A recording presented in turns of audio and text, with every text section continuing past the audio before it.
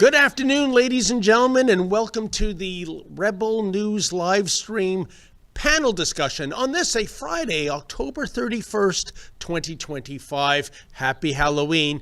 We don't do that black and orange shtick. I'm David Menzies, and I'm joined by my co-host in beautiful British Columbia. That would be Drea Humphrey. How you doing there, Drea? I'm doing good. Got some breaking news that I'm sure we'll talk about at some point. So a little on pins and needles, but I'm doing good. Glad to be back on the Rebel Roundup on a Friday, which is panel day. So that means you're going to introduce two awesome guests, right? 100%. Can't wait to hear the latest ostrich news. Are you going to go trick-or-treating as an ostrich tonight, Drea? I feel like people just look at me and see an ostrich already. I don't even have to do that anymore. It's like, just tell us about the ostriches.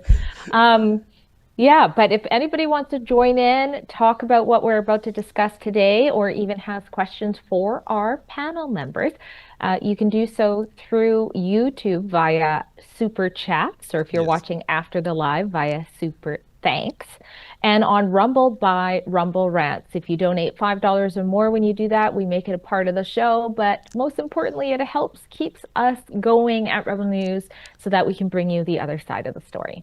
Fantastic. And let's get right to our guests. We have with us Franco Terrazzano. He is the federal director of the Canadian Taxpayers Federation. And by the way, folks, you can see his column in The Sun, and the front page story on The Sun is what the crazy spending, and we'll be getting to this later, that the Canadian Taxpayers Federation has released. You won't believe the line items. Franco, how you doing today, my friend?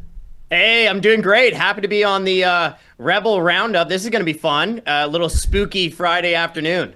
It will indeed, and thank you. It's always a pleasure. And also with us, we have Rod Giltaca. He is the CEO of the Canadian Coalition of Firearm Rights.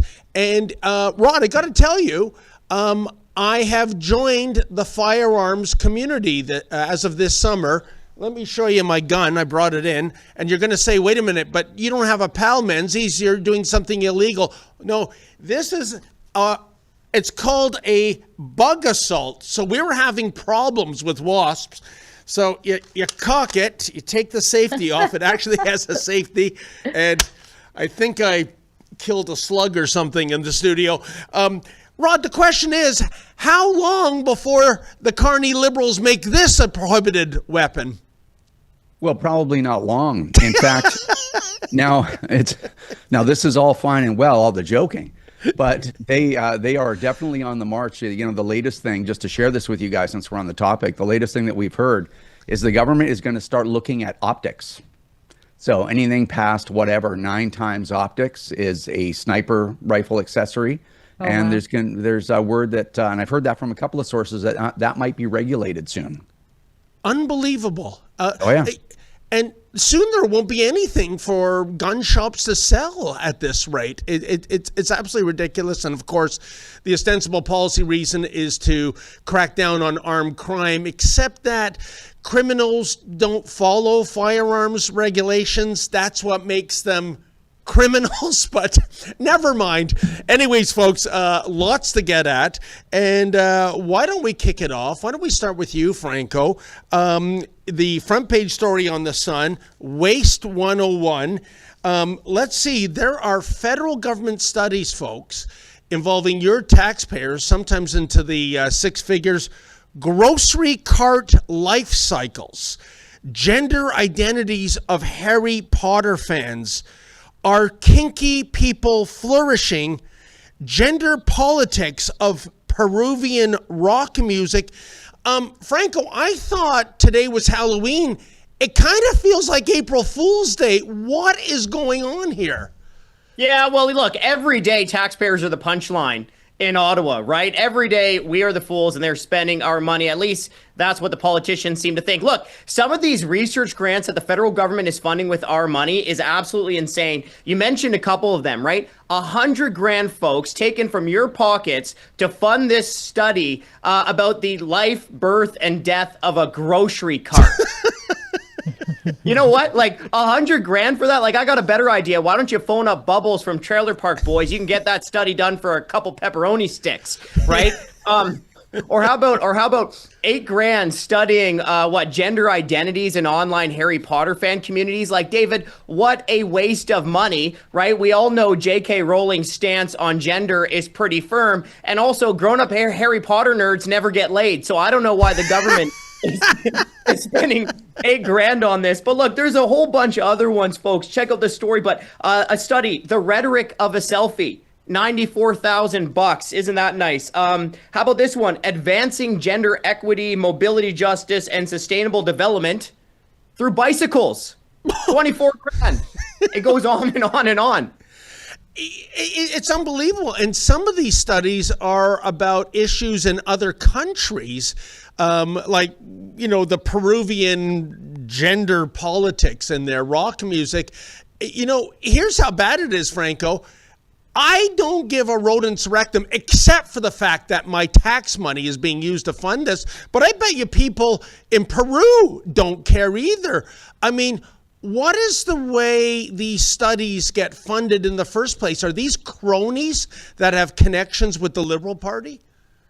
Well, I'm not going to speculate. Here's what I do know, okay? So this money is going out through out the door through a little known, let's call it a slush fund. I'm going to call it a slush fund. It's the Social Sciences and Humanities Research Council, okay? Most of your viewers, even though they may be very plugged in, probably have never heard about this. But hold on a second, folks. It takes more than $1 billion from Canadian taxpayers every single year, right? So this SSHRC, it's about the same cost of the CBC to taxpayers every single year. And look, this is on top of the $17 billion the government sends to the provinces through the Canada Social Transfer. This is on top of the billions of dollars that provincial governments send to post-secondary institutions. Like, here's what this Social Sciences and Humanities Research Council is to me, right? It seems like it's little more than a slush fund so that the government can give academics or researchers more of taxpayers' cash so that they can, work on their pet projects that really the vast majority of Canadians don't care about and doesn't impact our lives in a beneficial way. That's outrageous. And Rod, let's go to you. The first line item, grocery cart life cycles. I think the people who would care about that, I don't know, Loblaws, Costco, Walmart, I mean, that's part of their investment. So why not have them do the grocery cart life cycle studies? They're multi-billion-dollar corporations. Why are we taking this money out of the taxpayer trough to fund something that those who invest in grocery carts should be investing in? Well, why would they pay for it themselves when they have a government that it's all it takes is a couple of handshakes and the taxpayer will put that on their credit card, right? Because remember, we are in massive deficit. So this is likely borrowed money. So I think Canadians have become so desensitized to this kind of thing. They're desensitized and beat down about everything. So it's really, I'm sure Franco has experienced this. It's really difficult to get anyone angry and motivated anymore because it's so much. Loblaws, for the size of business that they are, being part of a conglomeration, they don't even pay for their own freezers in some stores. If you remember, they ended up getting money, to modernize their cooling. So it's a mess. Great point, Rod, because I remember that. I think, I'm going by memory, it was like $14 million. And on one hand, you wouldn't be doing your duty as the board of Weston Corporation if you weren't taking advantage of this gifting. But that's the point. It shouldn't be there for a company the size of Loblaws, a Leviathan, to take advantage of in the first place. Yeah. Well, it's funny because for the last 10 years, we've been told that Canada had no actual culture, right? That we're just this empty husk of a society looking for enrichment abroad, right? But back in the old days, when I'm very old, but when I was younger, there was a sense of national pride where you wouldn't take any kind of social program. You wouldn't take grants if you didn't need them. That was a cultural thing that existed in Canada in my day, and that is long gone. It's every corporation for themselves, and every politician for themselves, and actually every judge for themselves too. So it's a strange time in Canadian history. 100%. Drea, I know we're supposed to be in a standoffish mode with the United States of America, given the tariff tiff. But I'll tell you one thing. I would love to see a Canadian version of Elon Musk and a Canadian version of Doge, because, as Franco's organization reveals around about Halloween every year, there is so much wasteful spending. On one hand, it's humorous, but believe me, as a taxpayer inside, I'm crying. Well, the trick is definitely on us when you look at this. And speaking of having our own Doge, remember Rebel News tried to do that. We actually have a website called exposethewaste.com where you can go and look at all of this ridiculous spending our government is doing for the craziest things, like you've mentioned there as well. And that's also, provinces are also broken down. So I encourage people to go there, because that's the first step, is people just actually paying attention. And because we haven't been paying attention, this is why it keeps happening. Something that stood out to me in this article is that at this point, lower down, it says the CTF couldn't even unearth one of the publishers' report from Smith. So they gave $21,000 for a study that was supposed to be called "We Are All Astronauts." And then they couldn't even find the study. But you know what? There was a little skip put on, so I guess it's all good.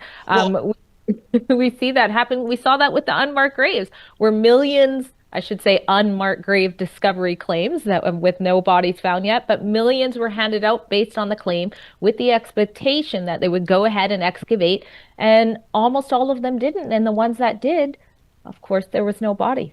Well, that is scandalous, Drea.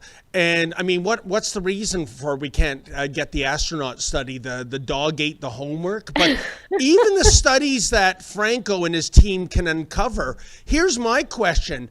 Who in blue hell is reading them? I bet you it's a single-digit number, if that. Well, hey, and let me jump in here, because on this slush funds like raison d'etre, right, on his government website, it talks about funding the reports that matter most to Canadians. Really? You're going to tell me right now, where Canadians are struggling to afford groceries, rent, even bottle or baby formula for their young ones, that this is what Canadians care about most, right? Grocery cart studies about intersectional piano curriculums, right? Studies about how we are all astronauts. Like, no, I don't buy that at all. This is not what Canadians care most about. As I mentioned before, no, this is just a slush fund to give these researchers and academics more of taxpayers' money to write on their own pet projects that nobody reads. Well, it's, my favorite Yiddish word springs to mind, chutzpah, sheer unmitigated gall. And that's what this is. And if you really want to study this, you know what? Study it on your own tab. But why don't we change gears, guys? Carney says that, we have a video of Mark Carney. This is our country, he says, and we decide what happens next. What does that mean? Let's check it out. It's our country. It's your future. And we are going to give it back to you. For decades, Canada's economy became more closely linked to the United States. The U.S. is the world's largest economy, so on the one hand, that created tons of new business and jobs for us. But it also meant that when things change suddenly for the worse down there, it causes big problems up here, and it's hard to control what happens next. As Prime Minister, my number one focus is to put Canadians back in control by building here at home and building new partnerships abroad, so that we're not reliant on the United States. To do that, we will have to make some difficult choices, responsible choices. Federal government spending has grown massively over the last few years. That's not sustainable. We will cut wasteful government spending. We'll make massive investments in the things that grow our economy. Homes, new ports, electricity grids, the major infrastructure that will unlock the full potential of Canada. We've built big before. In the 1950s, Canada set out to build the St. Lawrence Seaway. It cost us the equivalent of about $4 billion in today's money. Since then, the Seaway has shipped more than $1 trillion worth of cargo to the world. Tens of thousands of Canadians trade workers, business owners, and their employees have gone to work every day because of that seaway. We're going to build big things again. When we do, we're going to use Canadian steel, Canadian aluminum, lumber, technology, and Canadian workers to do it. Only 40% of the steel bought here in Canada is made here in Canada. We'll change that. We'll be our own best customer, and we're going to sell to the world. Yes, we'll keep trading with the US, but we will double what we export to everywhere else. We'll make generational investments to protect our communities, our borders, our way of life. Investments to build a stronger economy where everyone has a chance to get ahead. And investments to empower Canadians with new opportunities, better careers, and a lower cost of living. It's time to take control of our future, bet big on ourselves, and play to win. Oh my God. Rod, I'll start with you. I don't even know where to begin. How about the statement being too closely linked to the United States? Have you ever heard such a line out of Carney's mouth that is more perverse and profound as that? It was on this day, October 31st, 2024, when he was still chair of Brookfield, that he greenlit the move from Toronto to New York City of that asset management fund worth over $1 trillion. Mark Carney's assets, I understand, the lion's share are U.S. assets. How he's saying one thing, but he's doing the precise opposite, wouldn't you say? Well, of course, it's gaslighting, right? And unfortunately, what I've seen is, I have to deal with a very, I guess some people might consider it a very controversial topic, right? I'm in the business of advocating for people to have semi-automatic rifles and handguns, so it can be very tense. But when it comes to the government and all the stuff that they do, what they do is they say something that's demonstrably false. They do the opposite. And that kind of breaks people. Like there was a true statement in that video, which is, no, government has not spent at these levels before in Canadian history. That's true. And it's also true that it's unsustainable. So, and another contradiction I think that I always see when I watch a video like that is, here's a guy who is absolutely obsessed with all things green and sustainable. And now he's trying to, at the same time as he's still making statements like that we got to get to, we got to get to zero emissions, net zero, whatever it is, whatever his buzzword is. He would rather ship goods across 6,000 miles of ocean than drive them 15 minutes via truck across the border. Like somehow his green inclinations just get turned right off when it comes to that. He promised a deal, he hasn't delivered. Talking about building big things, not the things that we need. It's really terrible. And I as a Canadian, I was born here, and I'm just waiting for people to wake up and start pushing back against this government. And I don't know if they're going to be able to do it. No, and he talks a mean game, doesn't he, Franco? He's talking about the St. Lawrence Seaway and the $1 trillion worth of commerce it generated. I mean, I think it's telling that they have to throw to black and white film as the last example of a mega project. But let me tell you this. I remember when we were covering the Pierre Poilievre campaign in the last federal election, one stop was in St. John, New Brunswick. It was actually at the port of St. John. I think that's perhaps the second biggest port in Canada. And Mr. Poilievre made an incredible remark that had the Liberals approved Energy East, this was the final destination for the pipeline. And every day, 1.2 million barrels of oil would be coming into the port. And who were the customers for that oil? The tankers weren't going south, they were going across the Atlantic to Europe. So, develop the energy sector, build pipelines, fantastic paying, good jobs for tradesmen, and, generate a new customer, be less reliant on the US in terms of shipping our energy. And the answer was no. Why?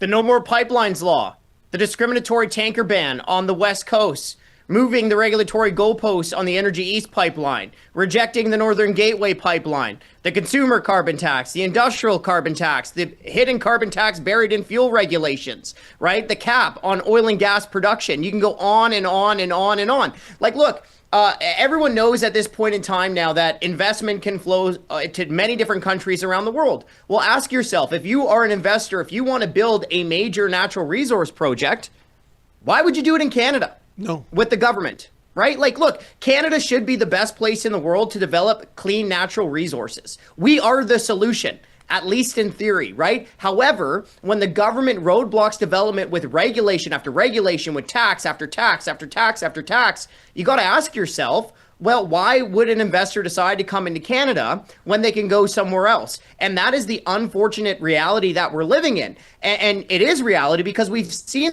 this over the last 10 years, right? Where the government has essentially tried to sell Canadians on this false bill of goods, right? Over the last 10 years, we saw the failed social experiment where the government tried to claim that, hey, we'll spend more, we'll expand the scope of government, and that will lead to prosperity. Well, how did that work out? It failed. It was a failed experiment where you had the government spending more money than ever before, where you had regulation layered on top of regulation on top of regulation.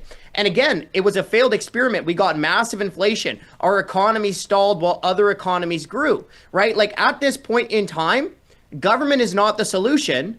Government is the problem. Yeah. Drea, to Franco's point of the potential of our country, I was at a Polyev youth rally yesterday in downtown Toronto, and he made the statement, given our natural resources, if only we could develop them, Canada should be, in theory, the richest country on earth. That's a direct quote. And yet we can't develop it. He also mentioned that Carney on the campaign trail said that if he's elected, given his business acumen, Canada will be the fastest growing economy in the G7. It's actually the fastest shrinking economy in the G7. All the benchmarks, food bank usage, inflation, unemployment, homelessness, it's off the charts. Do you think those who voted for Mark Carney back in April, they're suffering a little buyer's remorse some 6 months later, given that it's, as they say out west, all hat, no cattle? I would hope so, but I've learned something over the years that is, if these politicians say something with a straight face, add a little bit of music, a lot of them are duped. So I'm not convinced that that's the case. When I was watching that video, I'm like, excuse me, I'm sorry, is this a campaign video for the election? Because it's been almost 6 months since you've been the prime minister. I want to see a video where you say, this is what we did in this area, and this area, and this area, and how we're improving it. Not acting like you're not from the same government that just made all of the things happening. We are buried in red tape. And, to add on to what Franco said or agree with, who's going to want to do business with us? Everybody should be wanting to, but we are our own worst enemy under the Liberals. No, 100%. And, Franco, to Drea's point of this being like an election ad, that next Tuesday, November 4th, that's budget day. There's so much speculation running about. Will the budget not get the required approval, thereby triggering an election? My personal feeling is that you'll see members of the NDP, if not vote against the budget, they'll just not show up in the House that day, and it will go through. But what say you, my friend? Are we headed for a Christmas election? Well, David, you've been following this for a while, just like I have, right? You know the ups and downs of Parliament Hill and the gossip mill. I mean, speculating about the next election is the national sport here in Ottawa, right? Like, we get this all the time. But let me get into the substance, because I honestly don't know. Nobody really knows. Even the players themselves don't know. So let's talk about the heart of the issue here. And the heart of the issue is the $1 trillion elephant in the room. And that's Canada's debt, right? The national debt. The fact that in 10 years, you had a prime minister rack up just as much debt as all the other prime ministers combined in Canadian history, right? Well, guess who's paying that bill? It's Canadians' kids, grandkids, and their great-grandkids who are going to be paying back that debt for the rest of their lives. And here's where Carney has a real test. And this is the landmines that Carney has to watch out for. Look, Carney essentially sold Canadians on this idea that he is different than Trudeau. right? You can critique it, but that's essentially what he sold Canadians or tried to sell Canadians in the last election. Well, the budget 2025 is the biggest test for Carney so far, because if he increases spending, if he increases debt, if he increases bureaucracy, it really starts to seem like the new boss is the same as the old boss. Doesn't it? Yes, it sure does. Look, the banker was supposed to be better with the numbers than the drama teacher, but all early indications show that Carney is actually planning to add even more debt over the next 4 years than what even Trudeau was planning to do. It's amazing. And Rod, that was the focus of the Poilievre youth rally yesterday in Toronto. Last week, Carney was telling people and, youth, you're going to have to make sacrifices. And Poilievre's point is there's no more sacrifices left to make. I mean, there are markets in this country, Toronto, Vancouver, Drea would know this. The idea of home ownership, that is not the Canadian dream anymore. It's the impossible dream. I mean, my own sons had to leave the GTA to go to Windsor just to get their foot in the door for home ownership. Yes, they'll be paying off that house for about 30 years, but the idea of even affording a down payment in the Greater Toronto Area, not a chance given the money they're making. And by the way, what kind of sacrifice is Casa Carney going to make when he's telling us to make sacrifices? Well, that's how communism works, right? Like, or Marxism, which is, oh, don't worry, everybody will be equal. And of course, it's everyone will be equally poor, other than the handful of people at the top, right? But as far on the contrary to what you might have said, is I think that there are lots of sacrifices still to come. And I think that Canada's young people are starting to see it. Let's hope they are, because they've got to stand up and they've got to help vote these people out.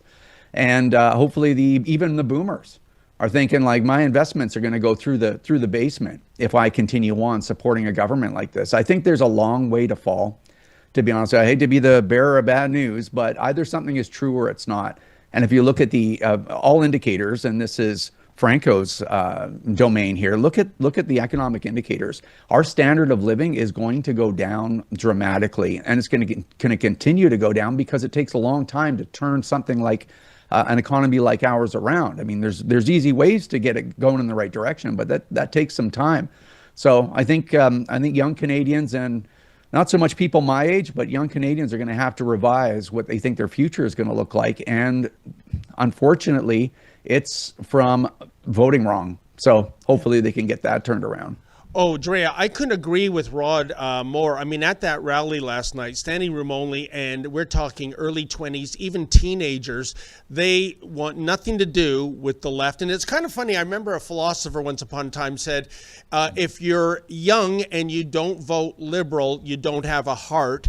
If you're old and don't vote conservative, you don't have a brain. Well, I can tell you, these people at that rally, these youngsters, they had hearts and they had brains, and they're tired of being bamboozled. Case in point, the climate change hoax, so that we can't develop our trillions of dollars of natural resources. How do you find it out on the left coast? Do you find more young people abandoning the Liberals and the NDP based on 10 years, as Poilievre would say, of the lost decade? Absolutely. Young adults are leaving British Columbia in droves. I don't recall what the exact stats are. I just know that has been a major issue. A lot are going to Alberta and beyond to function. And you're right. I was glad to see that both in the United States as well as in Canada, our younger generation did vote Conservative more than I would have anticipated, which is a sign, because I've done so many reports on what's been happening in the schools and the university that I really thought that wouldn't be happening so soon. And I'm sure they're just seeing it even more. The dreams that are just going down the drain in British Columbia, especially where I live in the Greater Vancouver area, rent is an issue. It's not even just about owning a home. Yeah. You have like 8 young adults living in a 4-bedroom home together, and foreign people own these homes and just rent out each room. It's really out of control here. Yeah, it's shameful. Why don't we change gears a little bit, guys? They had that big Asia-Pacific trade talks. Donald Trump said he rated his mission 12 out of 10 with the number of signed deals he brought back. Carney, well, he got a 40-minute chat with Xi of China. Why don't we throw to a video of Prime Minister Mark Carney, and this is kind of making me feel ominous on this All Hallows Eve, that we're at a turning point in our relationship with China. Let's see Mr. Carney speak in his own words and try to make sense of it. This meeting today is long overdue. It has been 8 years since a Canadian Prime Minister has met with the President of China. We now have a turning point in the relationship, a turning point that creates opportunities for Canadian families, for Canadian businesses, and Canadian workers, and also creates a path to address current issues. So very pleased with the outcome of the meeting. Our officials are instructed to work at pace on issues moving forward. Franco, let's start with you. What opportunities? Carney couldn't even get China to drop those onerous tariffs on canola and canola oil. What is he talking about? You know, I'm going to throw a little curveball here, okay? Now, look, all I can think about right now are the Blue Jays. You know, I know budget's next Tuesday. I know that's the Canadian Taxpayers Federation Super Bowl, but at this point, we got Game 6, hopefully not a Game 7 on Saturday. All I can think about is the Blue Jays. So let me give you an analogy. Okay, when you're in the batter's box, all you can control is getting on time and putting a good swing on the ball. You can't control, you know, what the pitcher throws you. You can't control where the defense lines up. You can't even control whether or not you're going to hit the ball at someone, right? So you can only control what you can control. Look, all of these diplomatic issues, like if we're just being honest, they're very tricky to deal with, and you never know exactly what the other country is going to do, right? The problem, as I bring it back to that announcement or that press conference, is that we've got a lot of major issues here in Canada, right? You don't always know what the Chinese government's going to do. You don't always know what the White House is going to do. So you have to fix the mess here in Canada, right? We've heard a lot about the auto industry getting hammered by the tariffs from the US. Well, you know what else the auto industry is getting hammered by? The government's ban on the sale of new gas and diesel vehicles by 2035, right? That's going to decimate the auto industry, right? We've heard a lot about steel manufacturers getting hurt by the tariffs coming from the US. You know what else is going to decimate a lot of our big manufacturing? Carney's hidden carbon tax, Carney's industrial carbon tax, right? So one of the issues that I'm really having a problem with here, you mentioned the word bamboozle, is that you hear this narrative coming from the governing Liberals and in many in the legacy media talking about all these international issues, but that kind of puts a cloud over the real issues back home in Canada that the government is causing that is honestly strangling our economic opportunity. Great points, Franco. And Rod, you know, when I look at the words turning point, what gets my spidey senses tingling? We have so much merchandise from China. I mean, heck, if you go into a Dollarama, a Walmart, I would wager at least 60% of what's on those shelves are made in China. What we don't have in China and what China desperately wants to export is vehicles, especially EVs. There's supposedly millions sitting on lots that have been manufactured. And think of the dilemma we would be in if Carney bends the knee and allows Chinese EVs in.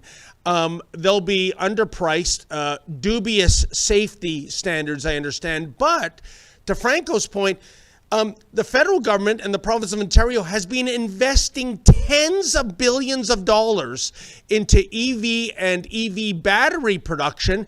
Would bringing Chinese EVs totally skewer those plans? Well, yeah, it would bring the whole thing to a halt. Yeah. But this is consistent for their decision making, right? Along the last 10 years. And you know, it's interesting to me that this reunion between Canada and China happening right now. You have the left, which is always they just can't seem to stop calling Donald Trump a fascist and talk about the, you know, ending of American democracy and fascism taking over the South. And yet when Carney talks about increasing this relationship with China. China, who's done all kinds of things to Canada. We're not going to get into that, but if you think about the things in the last 5-6 years that have happened, you know, you'd be like, I'm not sure they are the best option for a relationship with us. And then the left, they don't say a word about that. There's a danger of collapsing our auto sector entirely. There's a danger of putting a stake in our relationship with the United States by bringing in Chinese EVs. And God knows what else. I mean, you know, I'm on the West Coast along with Drea, and there are problems here when it comes to organized crime, both from cartels and from China. And the left has got nothing to say about that. They're completely fine with Chinese communism, but not the American fascism happening south of the border. So I don't know. Let me say this too. In situations like this that have happened in throughout history, it was the mainstream media's job to help people understand the issues and what's at stake, and maybe look at a different view of things, so that to help people think that don't have that knowledge to make those judgments for themselves, or form a coherent opinion about these things. And that is absent, despite the fact that they're getting whatever, $500 million worth of funding over however many years. Franco would know that. But despite all that, no, the mainstream media is just happy to go along to get along. It's a very interesting situation happening in Canada right now. 100% was. My beloved boss man, Ezra Levin, says the media watchdogs are now the government lapdogs. That's their sugar daddy. You know, Drea, last word will go to you on this. I thought Rod made some incredible points about the hypocrisy of the left.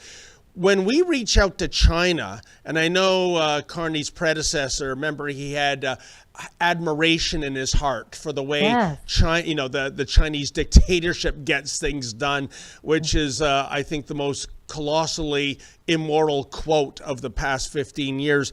But I mean, we look at their human rights abuses. We look at the Uyghur genocide. We look at the fact that this is where COVID-19 started. It killed millions of people, cost the world economy untold trillions of dollars. And this is who Carney wants to get in bed with? Well, let's not forget our threats to our security as well, and where those have been coming from our election. But yeah, my mind went to where Rod's did, and he said it very eloquently and perfectly. The contrast between how the people react, how the mainstream media covers this. You know, we're always hearing about Trump and how he's going to take away reproductive rights and how you're not going to be able to, you know, get transitioned as an adult or whatever. But here you have President Xi, and it's like, look at me, I got a meeting. And they didn't even push back. The mainstream media didn't even push back on Trudeau when he said he admired that dictatorship. The other place my mind quickly went to was the last time I could think of Trudeau and President Xi together. And it was when I put a little video of it if we want to show the B-roll. It was when he looked like he was almost getting scolded by him. So I guess when you've come from that as the former prime minister, I guess you can make yourself look a little better quite easier than that. So. Yeah, and for all the sucking up, G called Trudeau, I think, at this event, the little potato, I think. Unbelievable. Well, you know, we're past the halfway mark. I want to thank our guests. And before you sign off, will Franco start with you? Where can our viewers find out more of your incredible work at the Canadian Taxpayers Federation? Well, hey, I appreciate this. This was fun, hey? So, folks, if you want to know more about us, go over to taxpayer.com. Check out the newsroom, always breaking out some crazy waste stories. Taxpayer.com. Sign a couple petitions there. They're all great. Follow us anywhere on social media. Just type in Canadian Taxpayers Federation. Me on X, @Franco_nomics. And one last thing, folks. It's Halloween, a perfect time to teach your kids about taxes. Take away half of their candy tonight and then throw them back a couple pretzels. There you go. Perfect lesson in taxes. Franco Terrazzano, the Grinch that stole Halloween. Incredible. Thank you, Franco. And Rod, for the CCFR, where can our viewers find out about your incredible advocacy? Yep, you can always go to ccfr.ca, click Why Join, and there's a list there of everything that we've ever done since the organization started, which is really important. If you're going to support an organization, you should know what they've done. So if you scroll down to the bottom, you can see the latest stuff, and then you can make your way up the list. And of course, we have the CCFR Radio podcast on all the social media platforms, and we have our nationally broadcast television show, CCFR Radio on the air on Wild TV. So you can find us in all of those places. Well, thank you so much, Rod. And I know who to go to in case the government ever wants to make my assault rifle illegal. So, gentlemen, have a great weekend. Happy Halloween. Hope to see you back in the near future. Thanks so much. Don't settle for being on the rate of last resort if you don't have to be. Check your most recent electricity bill. If it says the words rate of last resort on it, then there are likely better options available for you. In fact, you could save hundreds of dollars per year by switching plans. Check your bill, then go to ucahelps.ca to explore your options. You will likely find a better rate and could have hundreds more in your pocket by the end of the year. A message from the Government of Alberta. Big news! Rebel News now has premium memberships on X, Locals, and right here on YouTube. For just $4.99 a month on YouTube, you'll get loyalty badges, custom emojis, and access to members-only chats during our live streams. At $8.99 a month, you'll also unlock Rebel News Plus shows and our documentaries. But here's the catch. YouTube could cancel that premium tier at any time. That's why the best way to support us is at rebelnewsplus.com. It's just $8 a month, cheaper if you go annual, and you'll get exclusive extras like an ad-free site, comments access, and even the chance to submit op-eds. Wherever you join us, thanks for keeping our independent journalism alive and strong. You like the hat? Me too. Same strong message about making Canada great again, but in a really cool color, black and gold. There's other colors available, and it's an all-Canadian site. So if you want to signal your tribe or trigger a Liberal, go to mcgahats.ca today. Well, Drea, we only have 15 minutes left, but I want to get to a couple of files you've been following closely. And fittingly for Halloween, I find these stories happening in British Columbia to be downright terrifying. It began with the city of Richmond, where residents were told, by the way, your private property might not be so private. We have seen banks now refusing to renew mortgages. And you've got a story here. Now it is spreading like a virus, another Aboriginal title claim, this time in Port Coquitlam. Drea, what is the lay of the land given this? Well, you're absolutely right. It's shocking. The Cowichan Tribes vs. Canada case is unprecedented. This is the first time in Canadian history Aboriginal title has been granted over, and the mainstream media wants you not to believe that, but the judge specifically said over and outside of what these private landowners' titles is, where it lies. And so now, as you said, we've shown that there's a man who already spoke to his lenders, and his lenders said, no, we're not going to give you a dime, basically, for renewing your mortgage. But now we see how it's affecting a company that has done business in Richmond for over 40 years, was just denied is it 100,000? Sorry, I think it's $100 million financing because of the Cowichan case. So they are, obviously a reputable company, and it was, those shovel in the ground, projects that we've been told we're all going to get. Well, no, not anymore in Richmond, because why would the banks take the risk? Yes, the matter's under appeal, and yes, the Cowichan Tribes is claiming the intent is not to displace anybody, but the uncertainty is already here. Who is going to want to buy? Who is going to want to sell? Who is going to want to lend? Who is going to want to invest anywhere near those lands that now have been deemed to have Aboriginal title over them? And Andrea, yes, you're right. That shovel in the ground ceremony, I think that's going to be replaced with a wrecking ball with the rate this is going. Surely our, Hail Mary resolution to this is a Supreme Court of Canada challenge on this, because I see at the lower court level activist judges. They're the ones responsible for this. I think it is going horribly against reconciliation when you're going to have people lose their homes thanks to Native tribes making a land claim. And I think the potential for this, I can't tell you anywhere in the GTA, and this is some of the most expensive real estate in Canada, Drea, where any level of government does not begin a presser with a land acknowledgement, basically saying, we are on the land that doesn't originally belong to us. Are they nuts? Because I think this is the basis for this judicial madness.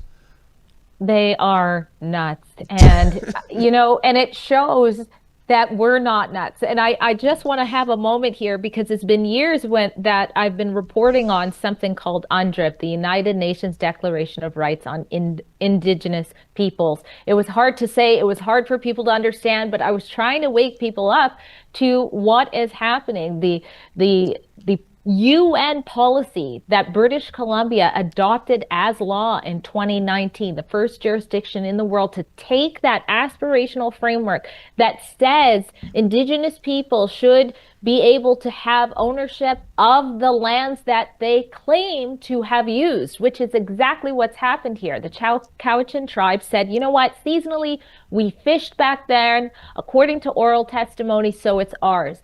And British Columbia has actually taken that mandate and said, we're going to conform all of our laws to this. So when you have an elected official standing there on your behalf, your representative, saying that you live on unceded, stolen land, that absolutely has legal implications, which is why the mayor of Richmond and the mayor of Port Coquitlam, which also has an Aboriginal title claim, but not over private property as far as I can see, are not engaging in land acknowledgements. Drea, on this All Hallows Eve, I'm going to ask you to look into your crystal ball. Ultimately, like I said, this will go to the Supreme Court of Canada. How do you think the Supremes will rule on this, assuming they even take the case? I wouldn't bet the house. I mean, with what we've seen with the wokeism there, I mean, Supreme Court Justice Sheila Martin saying, well, woman isn't the appropriate term for a female. It's person with a vagina. That scares me to death on this October 31st. So do you think the Supreme Court will rule against this madness, should it get there? Well, it's already in appeals right now, and the lawyers believe, I heard the city of Richmond's lawyer say, we believe that it will pass. If not, they will go to Supreme Court. It's hard to say what will happen. Canada also has its own UNDRIP laws that are still more aspirational, but very influential in what we're seeing. I would like to say no. But we have seen that there have been other cases, like in British Columbia, the Haida Gwaii title agreement. That one, Premier David Eby didn't even wait for the courts to decide. He just went ahead and gave them the title with the promise that the people on those islands, it's about 50% non-Indigenous. Oh, don't worry, it's private property. You don't have to worry about it. They're not going after your private property. Well, all of a sudden, your private property, all of a sudden you're being governed by a banned government that you have no say in electing or voting out. So we've already seen this start to happen. So all I know is that the problem is already here right now. It's going to spread like wildfire, or in Canada, church fires, you could say, yes, because we're seeing more claims coming. And I'm uncovering that claims were already existed. Remember, this Cowichan case was filed in 2013, and it was argued for years without any of these landowners being notified by the city, the province, the country, or the Cowichan tribes that their title was at stake. They found out when it was too late to advocate for themselves. So who knows if that's happening already somewhere else. Andrea, that's the key. It's the timeline. Even if these crazy decisions are overturned, it's going to take years. We all know that. Imagine you're a property owner in Richmond, BC, or Port Coquitlam, and you want to sell. If I was moving to BC, I'm not touching that. That real estate is toxic to me, right? That is a huge gamble. I'd rather bet the milk money on the Leafs winning the Stanley Cup, for goodness sakes. So I think of these property owners that for a period of who knows how long, they have assets that are unsellable. It's very concerning for them, and it should concern all British Columbians and Canadians alike, because again, if this ruling sticks, it will create a very serious precedent, but already you're going to have the impact. Your title is what the lender looks at to say, okay, if anything goes wrong, we've got this. So they're not going to go anywhere near it. Andrea, one last point I want to address. I know I'm not sure about Port Coquitlam. Maybe you can weigh in on that, but the city of Richmond, I think it was egregious and outrageous how they kept their constituents in the dark about something that is easily the most important issue. People found out when it was essentially too late. The city knew what was going on. What do you make of that? Because I understand there was a meeting, it was jam-packed, and people were furious, and rightfully so. What's your take on that? Absolutely. It was so big that it had to be relocated to the Sheraton Vancouver Hotel, which is based in Richmond. It couldn't even fit in to City Hall. So many people don't understand what this means to them, what it means to Richmond, and we're still learning. I've been diving into it, and I have learned a lot. So you're right. The fact that they were not told is so outrageous. One man, actually quite a few of the residents, when they got up to the front, that was the question. They wanted to know from the mayor, who kept deflecting to the BC Supreme Court saying, we wanted you to know, and so did our Attorney General, Nikki Sharma in BC. Well, we wanted you to know, but the court said, no, they don't have to tell you. Well, that doesn't stop you from doing the right thing and telling these citizens and working with them. So the other thing that was also outrageous to me was the fact that it seems as though one of the very strong possible arguments were not even argued, and not just not argued. It seems as though that argument of extinguishment of Aboriginal title was blocked both by the Canada's Attorney General and BC's Attorney General. So that was really confusing for residents too, because now we have this appeal and you have the Richmond City lawyer saying, listen, these guys didn't even really fight for you. I'm paraphrasing, of course, because they wouldn't argue extinguishment like we did. Please keep pressuring them to go ahead and do that. And according to this lawyer, he said there was a directive placed to go against it, and that at first, when Canada first put its pleadings through, it actually removed that argument. I mean, this makes no sense whatsoever. So it leaves the people going, is the government really on our side with this? And one thing I want to notice is we've seen this over and over, where there's different things happening, and there's that boiling frog a point where people, this tyranny or whatever you want to call it, this is basically communism when you're losing your land, right? So you see these things slowly creeping in, like vaccine mandates, and they slowly take over your rights, and people don't sort of have that aha wake up moment. That's not what we're seeing today. Because these landowners found out like this overnight, they are seeing very clearly that this isn't about reconciliation. No. This is going to divide us more, and this is simply not right. This is absolutely outrageous, Drea. And, for the city to say, well, the court didn't want you to know. What? Courts, that's a matter of public record. We don't have secret star chambers in Canada. Well, not yet. Hopefully this will have a happy ending, but it's going to take a lot of time. And I can't imagine the stress of some of the people living in these BC communities wondering, do I actually have title to my own private property in the future? It's absolutely outrageous. Drea, we have a hard out at 2:00. So do we have any super chats, my friend? Well, yes, and I just want to quickly say, please take a moment, if you're a Canadian, to sign our petition at endlandgrabs.com. This is a very serious issue. Even before we find out the outcome, it has the ability to destabilize this city and beyond. Again, that's endlandgrabs.com. Yes, we do have a super chat. Okay. It comes from Sasquatch Chronicles, donates $19. Thank you very much. It says grocery stores in the US know a lot about carts.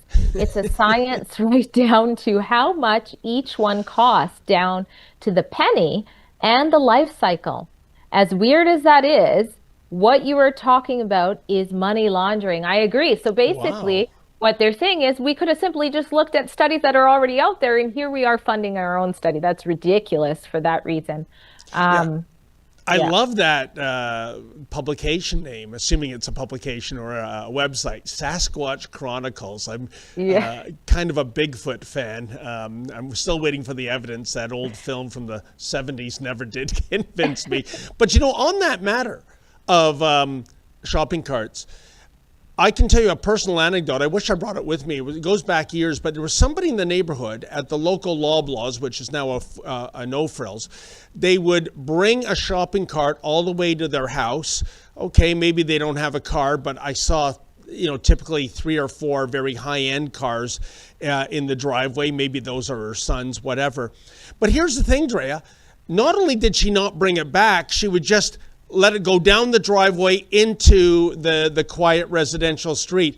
I actually wrote Loblaws and said, here's the address, here's the person stealing your shopping carts, because these things must be worth a couple of grand, I'm guessing. That's up. And I got a letter back from them, thank you for pointing this out, and did nothing. And it drives me crazy because this is your merchandise they're stealing, you know, and so I don't know. Not sure what the conclusion is there, but it seems like the grocery stores aren't all that enthused about Sometimes they think the risk outweighs the benefit. We don't have much time. We got 1 minute, and I want to talk about the ostriches. But one time, of course. I ran after a shoplifter. Like, it was just adrenaline, and I saw it. And I ran, and it was in the middle of mall, like Christmas time, and I was like yelling at this guy to give back the sunglasses, and he was yelling that he didn't have it, and we were yelling, and then at some point I started to realize, like, this guy could just like punch me in the face, or like, what am I doing? Right? But he actually took one out. I knew he took more. He took one out and gave it to me, and I was like, okay, I'm not going to die over this. So maybe it's something like that. Drea, I'm very distressed to hear this story because I don't want anything bad to happen to you. As you know, last month at an LCBO in Toronto's West End, I encountered thieves walking out. I followed them with my phone running, and the chase ended when the guy pulled a vial of dog spray. Dear. Please don't put yourself in danger because dog spray is one thing. These days, a knife, a gun, anything's believable. But let's get to the ostrich update. Right. Thanks for those who stayed the whole time. We teased them at the beginning to give the update at the end, but the Supreme Court has, in fact, disclosed that it will be making a decision on the Universal Ostrich Farm versus CFIA's leave application. And that decision will be coming in on Thursday morning. That means the rebels will already be on the ground to let you know whether or not the Supreme Court says yes to the farm. You guys will get a hearing. You will be able to appeal this in Supreme Court, which then would at least spare the birds months, I would guess, into the next year. Or nope, the CFIA is free to go ahead with the slaughter of hundreds of healthy ostriches who are worth far more alive than dead. So that's Thursday, November 6th. We'll be on the ground. Certainly you'll be on the ground. Drea, one last question. How do you think it's going to go? Oh my gosh. You know what? I've said this before. It would be a miracle if they get granted their case. It was a unanimous no in the lower court of appeal. However, I've seen many miracles happen in front of my eyes on this farm, and they seem to have a really good lawyer who got that last miracle stay. So I think if it's possible, they've got the team to do it, and I'm just praying for that to happen. You can follow along at savetheostriches.com. That's also where you can chip in to help our coverage, our expenses. It won't be just me. I believe Sheila Gunn-Reid, Lyndon is also going to be down there, because it could be crazy. Depending on what happens, we could be running around trying our best to show you what's happening. So that's savetheostriches.com. Prayers. And of course, the farm is continuing to invite people in peace to the farm physically as well, to stand with them during that time.